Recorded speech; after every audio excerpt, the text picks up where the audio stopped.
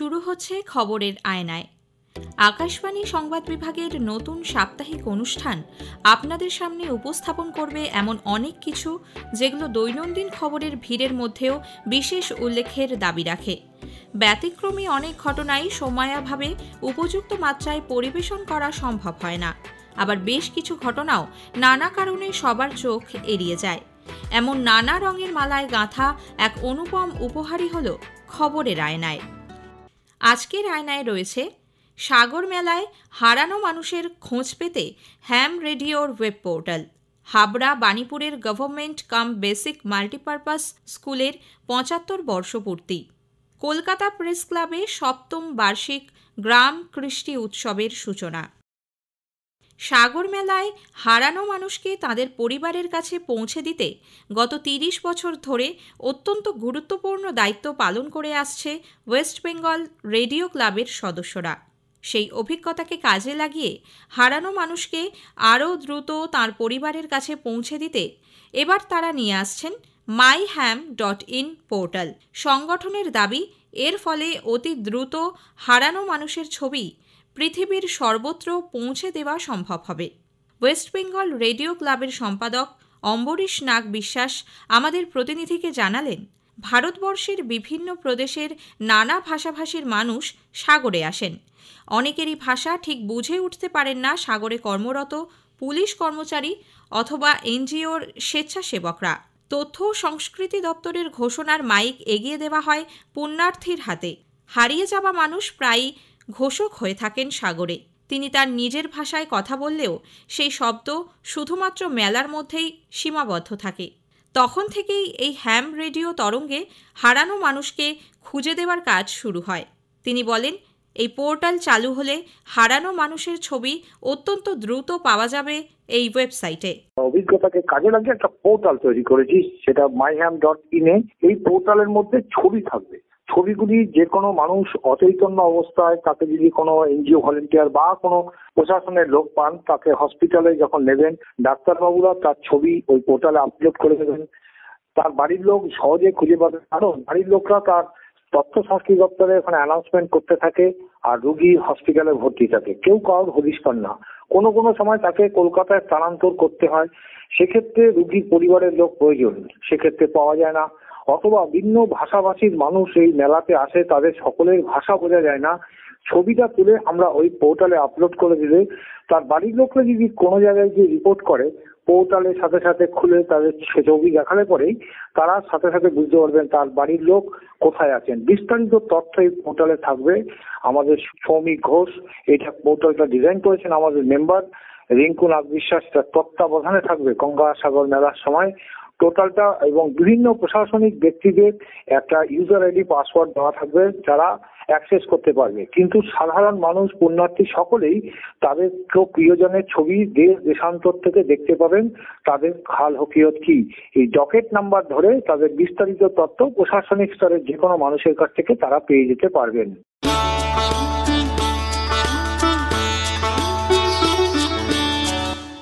উত্তর ২৪ পরগনার হাবড়ার বাণীপুরের government basic কাম multipurpose school এবার ৭৫ বছরে পদার্পণ করেছে। সেই উপলক্ষে ৩ দিন ব্যাপী নানা অনুষ্ঠান শেষ হল গত বুধবার। সকালে বর্তমান ও প্রাক্তন ছাত্রছাত্রী, শিক্ষক শিক্ষিকা সকলেই এক বর্ণাঢ্য পদযাত্রায় অংশ নেন। প্রাক্তন ও বর্তমান শিক্ষক এবং শিক্ষাকর্মীদের সম্বর্ধনা দেওয়া হয়। ৭৫ বছর পূর্তি উপলক্ষে ভারতের মুক্তি সংগ্রামে বাংলা শীর্ষক এক প্রদর্শনী সকলের দৃষ্টি আকর্ষণ করে। স্কুলের প্রধান শিক্ষিকা নিবেদিতা সাহা আমাদের প্রতিনিধি পল্লব ঘোষকে জানান, সারা বছর ধরে আলোচনা সভা, কর্মশালা সহ বিভিন্ন কর্মসূচির আয়োজন করা হয়েছে। এমনই একটা দিনে আজকে আমরা পৌঁছেছি। প্রত্যেক দিন আমাদের সব বাচ্চাদের জন্য নানান রকম খাওয়া দাওয়ার ব্যবস্থা, একটা ছোট্ট করে মেলারও ব্যবস্থা করা হয়েছে। আমরা এইভাবেই এগিয়ে চলতে চাই। আর বাণীপুরের সবার জন্য রইল অনেক বেশি ভালোবাসা, যারা আমাদের এই সন্তানদের তো আমাদের উপর ভরসা করে দিয়ে দিচ্ছেন। আমাদের স্কুলটা হচ্ছে ক্লাস 2 থেকে। তো আমরা খুব চেষ্টা করছি এখানে যাতে প্রি প্রাইমারি থেকে শুরু হয়, আর ইংলিশ মিডিয়ামটা অলরেডি স্যাংশন হয়ে গেছে, সেটাও আমরা শুরু করতে চাইছি। আর আমাদের এখন ভর্তির এত চাপ যে আমরা চাইছি এটাকে সেকশন করে নিতে। আর বহু সাহায্য আমরা যেমন পৌরসভা থেকে পেয়েছি, সেরকম শিক্ষা দপ্তর থেকেও পাচ্ছি। আপনাদের বাংলা মাধ্যমে চলছে, আবার ইংরেজি মাধ্যমে আলাদা সেকশন শুরু করব, সেটা স্যাংশন হয়ে গেছে। এখন শুধু আমাদের সেই টিচার আসলেই আমরা শুরু করতে পারবো। ক্লাস 2 থেকে 12 পর্যন্তই এক এক করে শুরু হবে, একটা একটা করে ক্লাস। আমাদের তো ক্লাস 2 থেকে টু থেকে শুরু। আচ্ছা, আর বলছি আগামী দিনে আপনাদের স্কুলে যদি বিশেষত্ব বলি, যে আশেপাশে তো অনেক স্কুল আছে, আপনাদের স্কুলে তো বাবা মারা তাদের ছাত্রছাত্রীকে আপনাদের স্কুলে তার সন্তানদের ভরসা করতে পারছে কেন, এটা একটা সত্যি আমাদের মানে শিক্ষক হিসাবে আমাদের একটা ভালো লাগার জায়গা।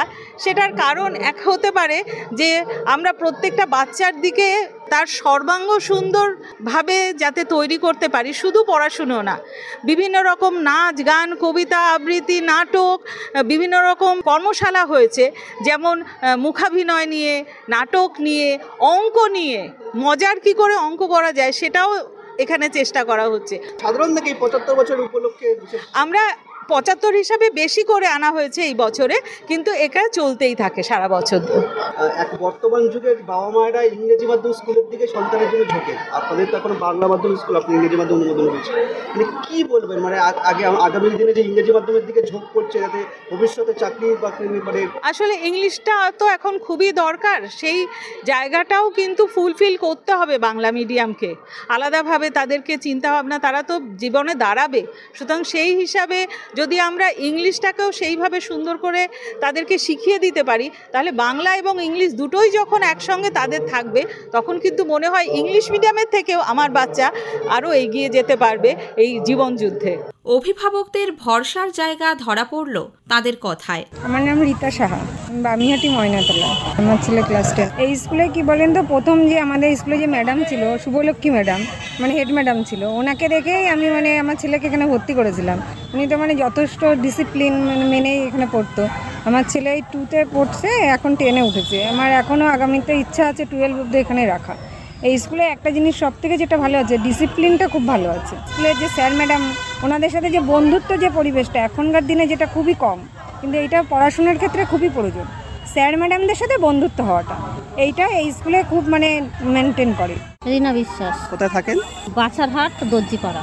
হ্যাঁ, ক্লাস 10-এ পড়ছে। আমার ছেলে আগে নিবেদিতায় পড়তো, তারপর ওখান থেকে অনেকের মুখে শুনেছি যে এই গভর্নমেন্ট স্কুল খুব ভালো, এমনকি যখন 2-এ পড়ে তখন ভর্তি করা সম্ভব, তখন লটারি হয়, এরপরে অনেকেই চান্স পায় না। তার জন্য আমি নিবেদিতার থেকে 2-এ এনেই এখানে মানে 3-তে ভর্তি করার পরে পড়াশোনা ভালোই হচ্ছে। এখানের যে হেড ম্যাম, তারপরে অন্য অন্য যে শিক্ষক শিক্ষিকারা আছে, ওরা কি গরিবের বন্ধু, মানে হয়তো অনেক বাচ্চারা আছে না খেয়ে আসে, অনেক বাচ্চারা আছে হয়তো জামা কাপড় ভালো না, কিন্তু তার জন্যে হেডম্যামরা হয়তো গার্জিয়ানদের ডেকে বলে, তখন গার্জিয়ানরা সেইভাবেই তাদের প্রতি ইয়ে করে, বাচ্চা কাচ্চার প্রতি।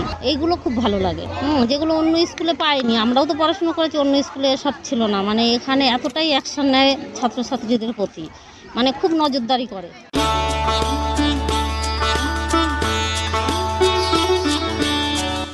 বর্ষ শেষে প্রেস ক্লাব প্রাঙ্গণে একখণ্ড গ্রাম।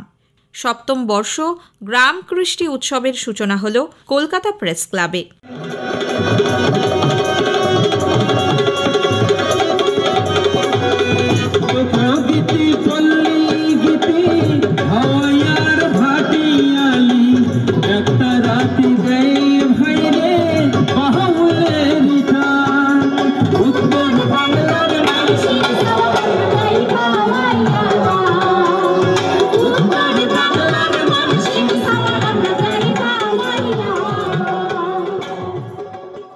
সারা রাজ্যের বিভিন্ন প্রান্ত থেকে শিল্পীরা এসেছেন নিজেদের হস্তশিল্পের পসরা নিয়ে।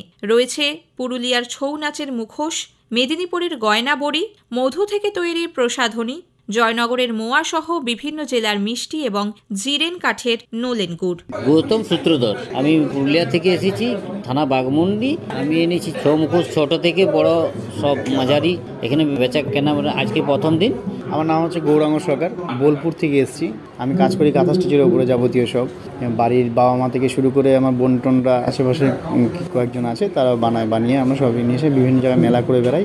নমস্কার, আমি আলো চিত্রকর। আমি এসেছি পূর্ব মেদিনীপুর থেকে। পটচিত্র, পেন্টিং, টি শার্ট, গেঞ্জি বিভিন্ন জায়গায় মেলা করি। উদ্বোধনী অনুষ্ঠানে ক্লাব সভাপতি স্নেহাশিস সুর বললেন, প্রেস ক্লাবে কেন এই আয়োজন? সাংবাদিক হিসেবে আমরা নানা সময়ে নানা কাজে ব্যস্ত থাকি, খবরের পেছনে দৌড়ই, কিন্তু যদি আমাদের নিজস্ব জায়গায় এই ধরনের আমাদের বাংলার যে ঐতিহ্যপূর্ণ শিল্পকীর্তি, যে খাদ্য সামগ্রী এবং অন্যান্য যে বৈশিষ্ট্যপূর্ণ জিনিস, অমুক জেলার অমুক সন্দেশ, অমুক জায়গার অমুক গুড়, অমুক জায়গার হাতের কাজের অমুক জিনিসটা বিখ্যাত, এবং আমাদের যে ঐতিহ্যপূর্ণ লোকসঙ্গীত এবং লোকনৃত্য আছে, এগুলো আমরা অনেকে জানি না সেটা কীরকম জিনিস, কিভাবে হয়।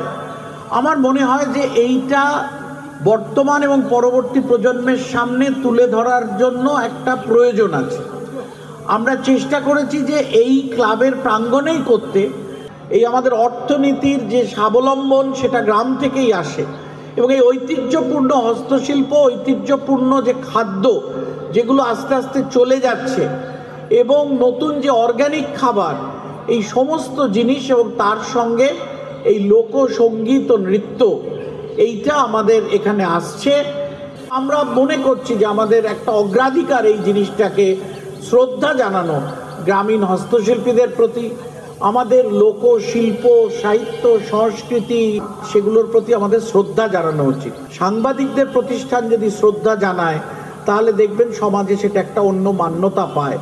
সম্পাদক কিংসুক প্রামাণিক বললেন, বর্ষব্যাপী নানান সামাজিক কাজের মধ্যে ক্লাবের এটিও একটি গুরুত্বপূর্ণ দায়িত্ব। শুধুমাত্র গ্রামকে তুলে আনাই নয়, তাদের হাতের কাজগুলোকে এখানে ছড়িয়ে দেওয়াই নয়, তার সঙ্গে সঙ্গে আমাদের যে সাংস্কৃতিক অনুষ্ঠানটি হয় সেক্ষেত্রেও লোকগান, গম্ভীরা গান থেকে শুরু করে নৃত্য, নানা ধরনের, যেগুলোর পরিচয় হচ্ছে পশ্চিমবঙ্গ, এবং দিনে দিনে এই উৎসবের অনেক রং ছড়িয়েছে। তার মধ্যে কলকাতা প্রেস ক্লাবের নামটাও ঢুকে গেছে। তো সেটা আমাদের কাছে খুব বড় সাফল্য। আমরা প্রতিনিয়ত আমরা সাংবাদিক কল্যাণের কাজ থেকে শুরু করে সামাজিক কর্মকাণ্ড, টিকাকরণের কাজও করি, স্বাস্থ্য শিবিরেরও কাজ করি। এই যে সামাজিক কর্মকাণ্ডগুলো আমাদের এখানে চলে, ইউনিসেফের প্রোগ্রাম হয়, তার মধ্যে এই গ্রামকৃষ্টি মেলাটা একটা অন্যরকম বিষয়।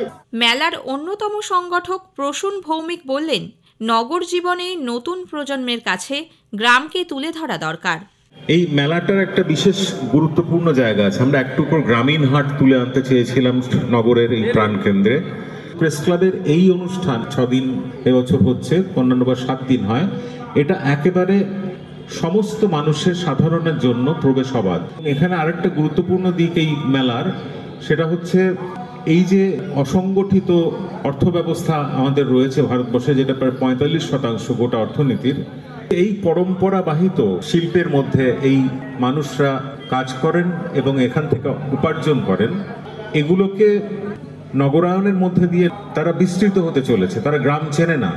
যে গ্রাম শিকড় ছাড়া যেমন গাছ বাঁচে না, সেরকম মানুষের ক্ষেত্রেও তাকে গ্রাম যদি সে না চেনে, তার পরবর্তী প্রজন্মকে যদি গ্রাম না চেনাতে পারে, গ্রামের এই সমস্ত পসরা যদি না চেনাতে পারে, এই সমস্ত শিল্পকে যদি না চেনাতে পারে, তাহলে সেই জাতির ভবিষ্যৎ অন্ধকার।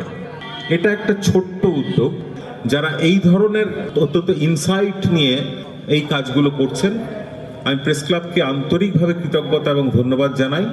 প্রতিদিন দুপুর 2টো থেকে রাত 9টা পর্যন্ত সাংস্কৃতিক অনুষ্ঠানে থাকছে লোকসঙ্গীত ও নৃত্য।